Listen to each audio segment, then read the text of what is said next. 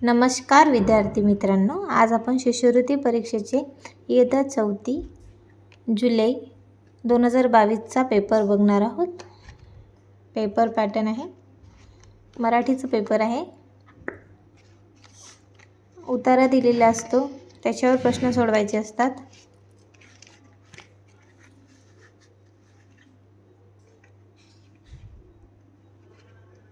व्यवस्थित उत्तर वाचून घ्यायचा। पुन्हा 4 ते 6 कविता दिलेली असते, कवितेवर प्रश्न असतात।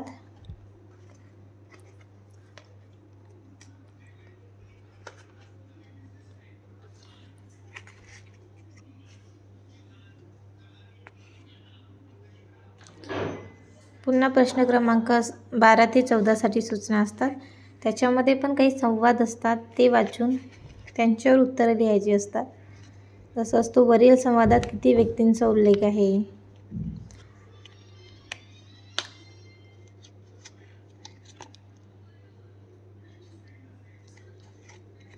तशाच प्रकारे विरुद्धार्थी शब्द, शब्दसमूह, गटात न बसणारे शब्द,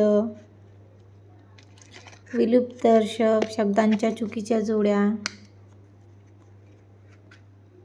असे 25 प्रश्न एकूण मराठीचे असतात। मग गणित विषयाला सुरुवात असते।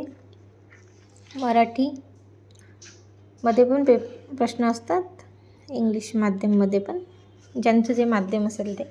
मी दोन्ही माध्यमचे घेतलेले आहे, गणित मराठी मीडियम आणि इंग्लिश मीडियमसुद्धा। असा 26वा प्रश्न आहे, 5 डझन अधिक 2 ग्रॉस इज इक्वल टू किती डझन। याचे प्रश्नांची उत्तर सोडवायची असतात। तुम्हाला ह्या व्हिडिओमध्ये फक्त प्रश्नपत्रिकाच अवेलेबल करून दिलेली आहे। तुम्हाला जर प्रत्येक प्रश्नाचे उत्तर पाहिजे असेल तर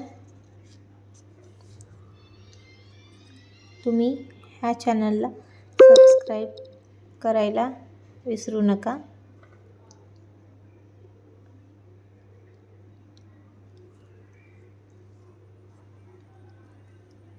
बघा, मराठी मीडियमचे, इंग्लिश मीडियमचे दोन्ही प्रश्न दिलेले आहेत।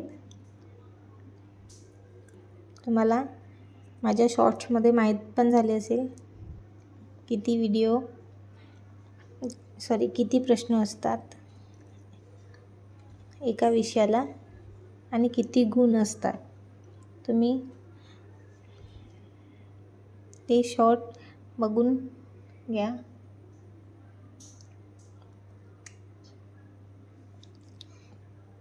प्रश्नांची कानिष्ठ पातळी सर्व काही मी माझ्या शॉर्ट्समध्ये ऑलरेडी टाकलेलं आहे।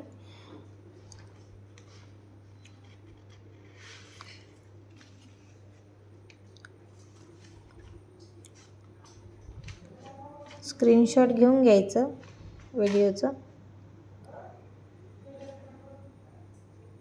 एकूण 75 प्रश्न असतात।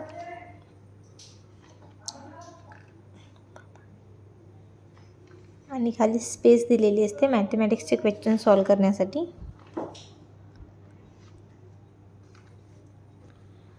अशाच प्रकारच्या scholarship related, Navodaya related, NMS related क्वेश्चनसाठी, प्रश्नपत्रिकेसाठी, उत्तरांसाठी माझ्या ह्या चॅनलला सबस्क्राईब करायला विसरू नका।